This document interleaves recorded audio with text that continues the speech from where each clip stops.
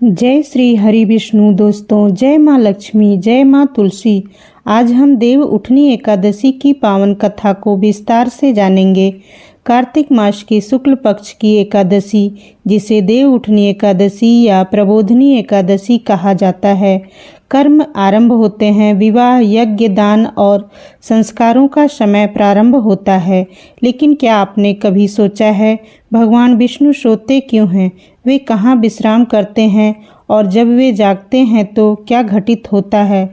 तो आइए दोस्तों, सुनते हैं इस रहस्यमयी और पवित्र पर्व की अद्भुत कथा, जो युगों से मानवता को धर्म और भक्ति का संदेश देती आ रही है। भक्तों, इस कथा को ध्यान से और पूरा सुनिएगा, जिससे आपकी सभी मनोकामना पूर्ण हो। एक समय की बात है, द्वापर युग का अंत चल रहा था। पृथ्वी पर अधर्म का विस्तार हो चुका था। मनुष्य लोभ, क्रोध और स्वार्थ में डूब गया था। राजा प्रजा दोनों ही धर्म से विमुख होने लगे। यह देखकर देवताओं के स्वामी श्री हरि विष्णु अत्यंत चिंतित हुए। उन्होंने देवगुरु बृहस्पति से कहा, हे बृहस्पति, जब तक मनुष्य स्वयं में संतुलन नहीं सीखता, तब तक मैं उसे उसके कर्मों का परिणाम समझाने के लिए संसार से कुछ समय के लिए दूर रहूंगा। मैं योग निद्रा में जाऊंगा 4 महीनों तक। देवगुरु बोले, प्रभु, यदि आप सो जाएंगे तो धर्म की रक्षा कौन करेगा? भगवान विष्णु मुस्कुराए, मेरी शक्ति इस ब्रह्मांड में व्याप्त रहेगी, परंतु मनुष्यों को यह समझना होगा कि जब तक वे स्वयं सत्कर्म नहीं करेंगे, तब तक केवल ईश्वर का आशीर्वाद पर्याप्त नहीं होगा।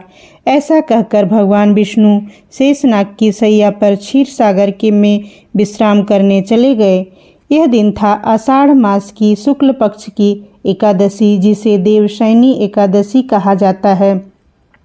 जैसे ही भगवान विष्णु ने अपनी आंखें मूंदी, पूरे सृष्टि लोक में एक अद्भुत परिवर्तन हुआ। देवताओं का तेज मंद पड़ गया। ऋषि अपने तप में लीन हो गए और धरती पर शांति छा गई। कहा जाता है कि उस समय ऋतुएं भी जैसे ठहर गई थीं। वर्षा का जल धीरे धीरे बहता, नदियां शांत, वायु मध्यम और सूर्य की किरणें कोमल हो गईं। यह 4 महीने का समय चातुर्मास कहलाया। तप, संयम और आत्मशुद्धि का काल। इस अवधि में विवाह, मांगलिक कार्य, गृह प्रवेश आदि सभी शुभ कार्य वर्जित माने गए, क्योंकि देवता भी विश्राम कर रहे थे और जब तक वे जागते नहीं, तब तक कोई भी शुभ कार्य पूर्ण फलदायक नहीं होता था। समय बीतता गया। पृथ्वी के लोग हर दिन सूर्य की ओर देखकर प्रार्थना करते, हे विष्णु, कब जागोगे? प्रभु, हमारे घरों में शहनाइयाँ गूंजे, मंगल द्वार खुले, यह कब होगा? भक्तों के हृदय में आशा थी, परंतु 4 महीने लंबा समय बीतना आसान न था। जो भक्त सच्चे मन से उपवास करते, भक्ति में लीन रहते, उन्हें स्वप्न में भगवान के दर्शन होते। कहा जाता है कि कार्तिक मास की एकादशी से कुछ दिन पूर्व एक ब्राह्मण को स्वप्न में भगवान ने कहा, हे भक्त, मेरे जागरण का समय निकट है। धरती को सजाओ, दीप जलाओ, क्योंकि जब मैं जागूंगा तो समस्त लोक में आनंद बरसेगा। और फिर वह पावन दिन आया, कार्तिक शुक्ल पक्ष की एकादशी। सूर्योदय के साथ ही पूरे ब्रह्मांड में एक हलचल मच गई। हर गली, हर घर, हर मंदिर में लोग सजावट करने लगे। दीप जलाए गए, रंगोली बनाई गई, तुलसी चौरे के पास सुंदर मंडप सजे। कहते हैं कि इस दिन तुलसी विवाह की भी शुरुआत होती है, क्योंकि यही दिन विवाह संस्कारों के पुनः आरंभ का संकेत देता है। भक्तों ने भगवान विष्णु के चरणों में दीप और तुलसी अर्पित की और गाया, उठो देवा, जागो देवा, कार्तिक मास में जागो देवा। 4 मास तुम सोए रहे, अब जग में मंगल होए देवा। और जब संध्या हुई तो एक अद्भुत घटना घटी। क्षीर सागर में लहरें उठीं, शंखनाद हुआ और दिव्य आभास ने सारा आकाश प्रकाशमय कर दिया। शेषनाग की सैया पर विश्राम कर रहे भगवान विष्णु ने धीरे धीरे नेत्र खोले। उनके नेत्रों से निकली दिव्य ज्योति ने सारे लोकों को आलोकित कर दिया। देवता, ऋषि, गंधर्व, अप्सराएं सभी आकाश मार्ग से पुष्प वर्षा करने लगे। देव लक्ष्मी ने मुस्कुराते हुए कहा, स्वामी, आपके जागने से संसार में फिर से धर्म का प्रकाश लौट आया है। भगवान विष्णु बोले, हे लक्ष्मी, जब मनुष्य तप करता है, संयम रखता है, तभी उसका जीवन मंगलमय होता है। मेरी यह योग निद्रा उन्हें आत्मचिंतन का अवसर देने के लिए थी। तभी ब्रह्मा और शिव भी वहां आए। त्रिदेवों ने साथ में घोषणा की, आज से धर्म पुनः सक्रिय होगा। विवाह, दान, यज्ञ और उत्सव पुनः प्रारंभ होंगे। धरती पर यह दिन देव उठनी एकादशी के रूप में जाना गया। देव उठनी एकादशी से पूर्व जुड़ी एक और दिव्य कथा है तुलसी और शालिग्राम विवाह की। एक बार असुर राज जालंधर ने अपनी पत्नी वृंदा की पवित्रता के बल पर देवताओं को पराजित कर दिया था। वृंदा भगवान विष्णु की भक्त थी और अपने पति के प्रति अत्यंत समर्पित थी। उसकी पतिव्रता शक्ति के कारण जालंधर अजेय हो गया। देवताओं ने विष्णु से प्रार्थना की, प्रभु यदि जालंधर जीवित रहा तो धर्म समाप्त हो जाएगा। विष्णु ने एक उपाय निकाला। उन्होंने जालंधर का रूप धारण कर वृंदा के सामने प्रकट हुए। वृंदा ने उन्हें अपने पति समझकर पूजा की और जब उसे सच्चाई का ज्ञान हुआ तो उसने क्रोधित होकर विष्णु को शाप दिया, हे विष्णु, तुम भी अपने प्रिय से 4 महीनों तक अलग रहोगे और शयन करोगे। वृंदा के इस शाप से ही चातुर्मास की परंपरा आरंभ हुई, जहां विष्णु 4 महीनों तक योग निद्रा में जाते हैं। वृंदा के तप से ही तुलसी पौधे का जन्म हुआ। बाद में जब विष्णु देव उठनी एकादशी पर जागे तो उन्होंने वृंदा तुलसी से क्षमा मांगी और वचन दिया, तुम सदा मेरे संग रहोगी। हर पूजन में, हर आरती में बिना तुम्हारे मेरा पूजन अधूरा रहेगा और आज के दिन मैं स्वयं तुम्हारे संग विवाह करूंगा। इस प्रकार देव उठनी एकादशी को तुलसी शालिग्राम विवाह की पावन परंपरा शुरू हुई। जब भगवान विष्णु जागे और तुलसी विवाह संपन्न हुआ तो धरती पर दीपों का सागर उमड़ पड़ा। हर गांव, हर नगर में लोग मंगल गीत गाने लगे। कहीं बाजे गाजे के साथ तुलसी विवाह के मंडप सजे तो कहीं कथा कीर्तन का आयोजन हुआ। लोगों ने मिट्टी के छोटे दीपक सजाए जिसमें घी डाला गया और तुलसी के चौरे के चारों ओर दीपमालाएं जलाई गईं। वातावरण में एक अद्भुत सुगंध फैल गई। वह भक्ति की सुगंध थी। वृद्ध महिलाएं अपने बच्चों से कहती, बेटा, आज से भगवान जाग गए हैं। अब विवाह, गृह प्रवेश और सारे शुभ कार्य किए जा सकते हैं। और बच्चे आनंद से तुलसी चौरे के चारों ओर घूमते हुए गाते, उठो देव उठो, तुलसी विवाह करो, अब हर घर में मंगल करो। कार्तिक मास की शुक्ल पक्ष की एकादशी आने को थी। पूरा गांव देव उठनी की तैयारी में लगा हुआ था। कहीं रंगोली बन रही थी, कहीं तुलसी चौरे पर मंडप सजाया जा रहा था, तो कहीं महिलाएं गीत गा रही थीं। उठो देवा जागो देवा, कार्तिक मास में जागो देवा। गांव का वातावरण खुशियों और भक्तों से भरा हुआ था। पर उसी गांव के एक कोने में एक झोपड़ी में बैठा था देवल, एक गरीब ब्राह्मण। देवल का जीवन भक्ति में बीता था। वह सुबह सुबह नदी के तट पर जाकर भगवान विष्णु की पूजा करता, दिन में बच्चों को धर्म कथा सुनाता और जो कुछ भी मिलता वही प्रसाद समझकर स्वीकार करता। पर इस बार उसके पास कुछ नहीं था। पिछले कुछ महीनों से अकाल पड़ा था, खेत सूख गए थे, घर में न अन्न बचा था, न दीप के लिए तेल। देवल ने तुलसी के पौधे की ओर देखा जो उसकी झोपड़ी के सामने लगा था। उसका मन भारी हो उठा। हे भगवान, इस बार मैं आपके जागरण में दीप कैसे जलाऊंगा? मेरे पास न घी है न बाती, मैं क्या करूं? वह वहीं बैठ गया, हाथ जोड़कर रोने लगा।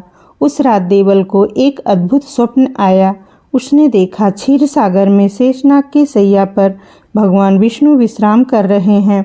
चारों ओर दिव्य प्रकाश है और पास ही देवी लक्ष्मी खड़ी मुस्कुरा रही हैं। भगवान विष्णु ने कहा, देवल मेरे प्रिय भक्त, तू दुखी क्यों है? देवल ने नम्र स्वर में कहा, प्रभु, कल आपका जागरण है, सारा गांव दीपक जला रहा है, तुलसी मंडप सजा रहा है, पर मेरे घर में घी नहीं, तेल नहीं, कुछ भी नहीं है। मैं कैसे दीप जलाऊं आपके लिए? भगवान ने करुणा से कहा, हे देवल, भक्ति दीपक में नहीं, भावना में बसती है। तू केवल मिट्टी से एक दीप बना और अपने सच्चे मन से उसे जला।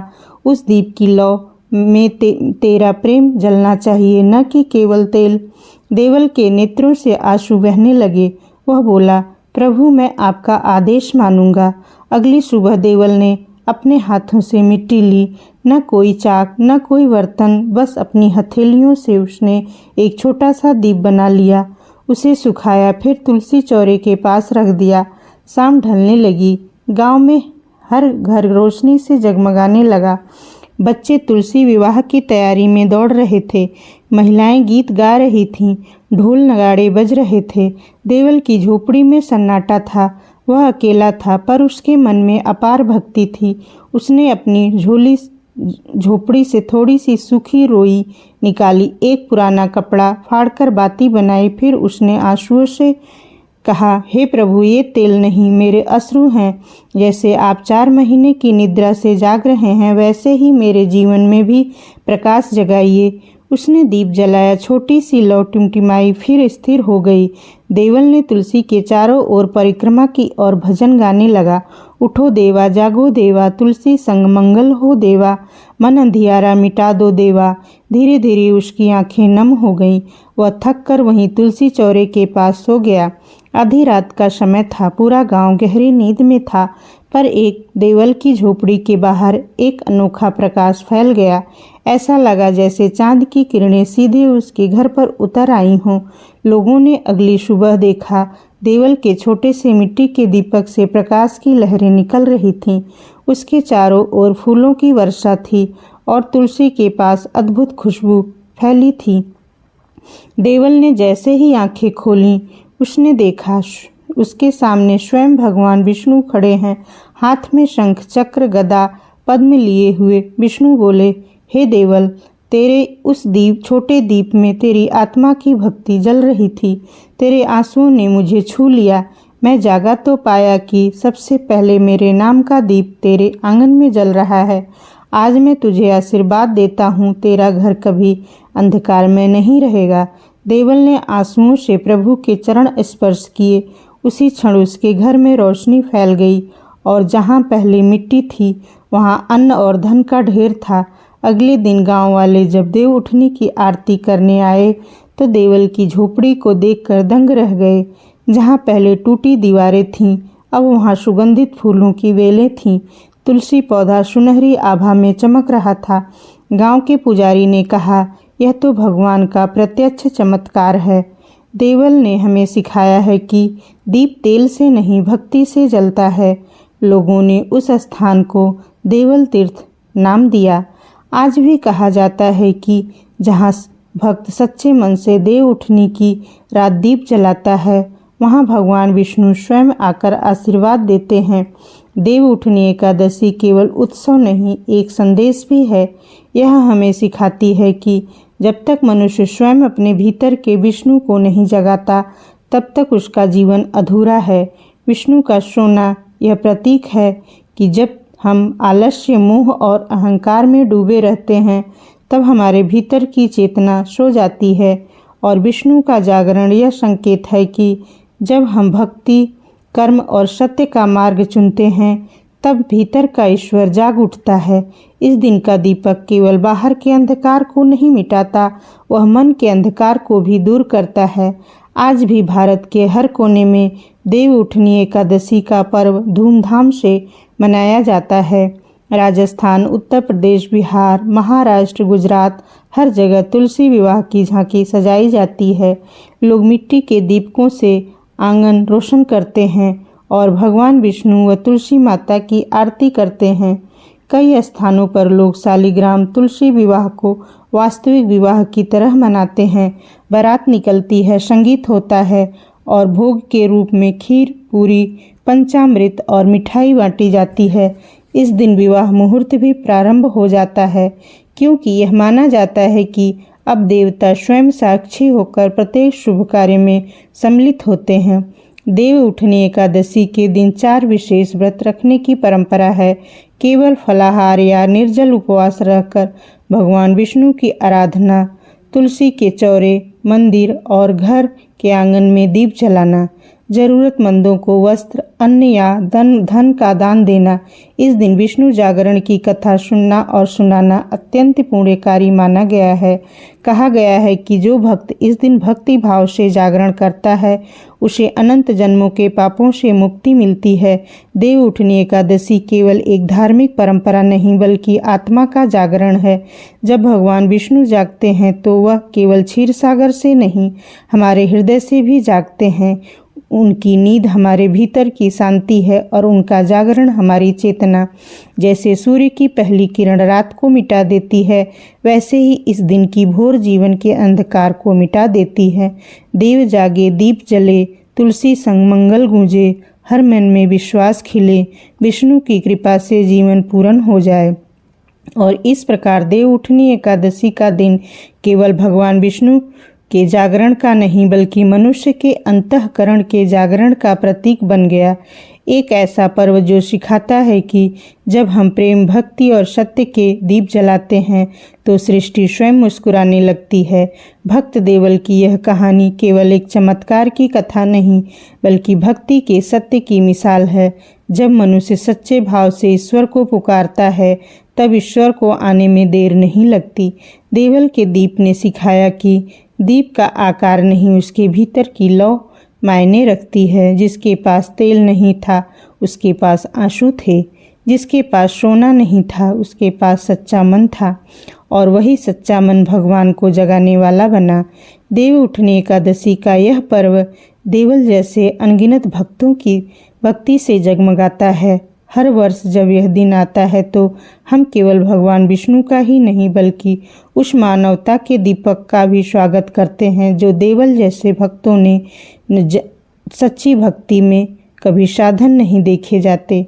वहाँ केवल हृदय की ज्योति जलती है। देव उठनी की रात जब भी आती है देवल का दीप हर भक्त के मन में फिर से जल उठता है। तो दोस्तों, ऐसी ही कहानियों को सुनने के लिए हमारे इस चैनल को प्यार स्वरूप लाइक, शेयर और सब्सक्राइब अवश्य करिएगा। मिलते हैं ऐसे ही रोचक कहानी के साथ। तब तक के लिए धन्यवाद। जय श्री हरि विष्णु।